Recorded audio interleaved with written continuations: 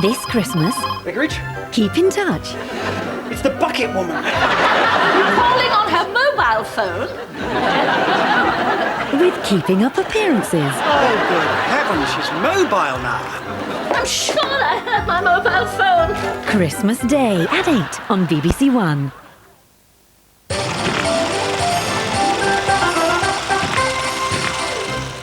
Where's the meat? We don't need meat. Of course we need meat. It's Christmas. We need tons of it. Bill and Ben are having a vegetarian Christmas. Or are they? We have absolutely no food left in the house or at Rona's. And tomorrow is Christmas Day. Will Bill do the dastardly deed? Well, it is Christmas. 2.4 Children at 8:15 tonight on BBC One. It may seem a bit late for a health kick, but they're after the Body Beautiful now on BBC One in Last of the Summer Wine. It's a very Merry Christmas Day with BBC One when at 6:45 Auntie gets her bloomers out. I need you, please don't go. But it will be all right on the night as Albert Square celebrates Christmas Day in this special omnibus edition with part 2 after this. Hyacinth Bouquet, B-U-C-K-E-T. Calling on her mobile phone. Why do I get the feeling it's going to be one of those days? $1 million. A lifetime of security for one night.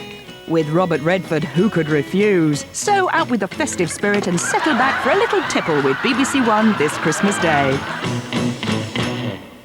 There's the last leg of Simon Dring's epic journey across India on BBC Two in a few moments. This Christmas Eve at Blandings Castle, there's music,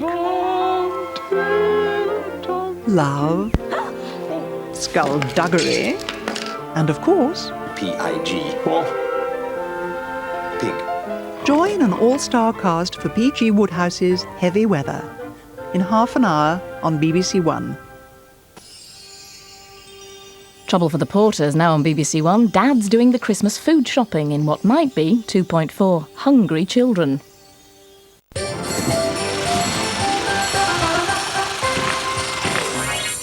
It's bad news for Victor, and at Christmas as well.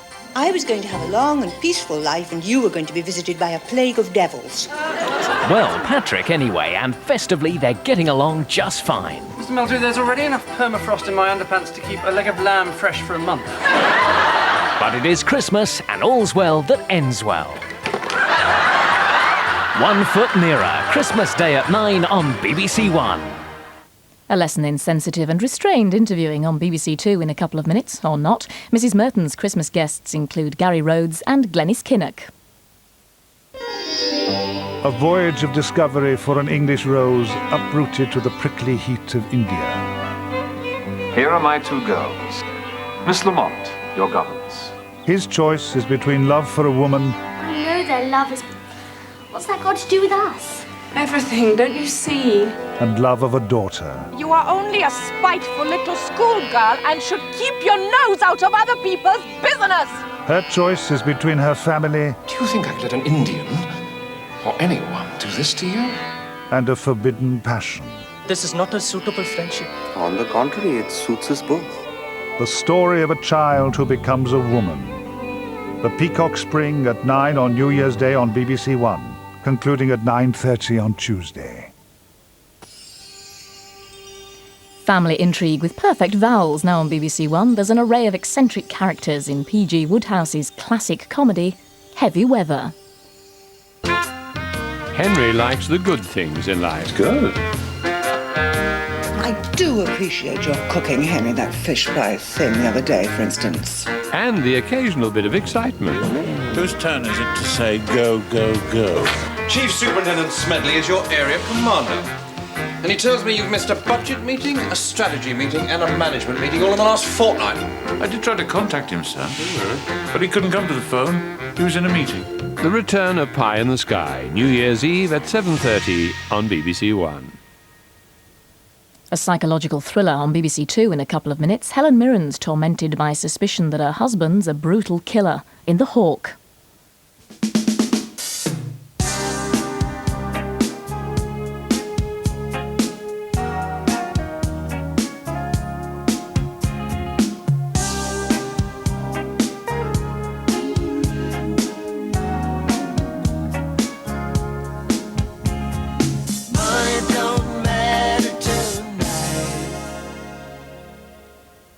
Classic Christmas Morecambe and Wise in 15 minutes on BBC One. Diana Rigg is among the guests in a 1975 show.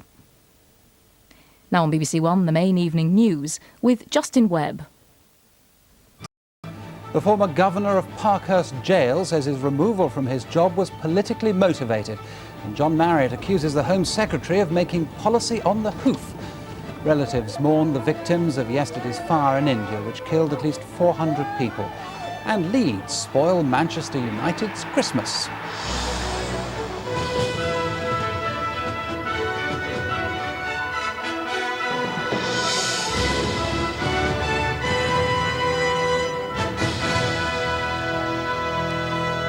Good evening. The former governor of Parkhurst Prison, John Marriott, has made a stinging criticism of the Home Secretary's handling of the prison service. Mr Marriott, who was removed from his job after 3 life prisoners escaped from Parkhurst last January, says he was made a scapegoat. He's accused Michael Howard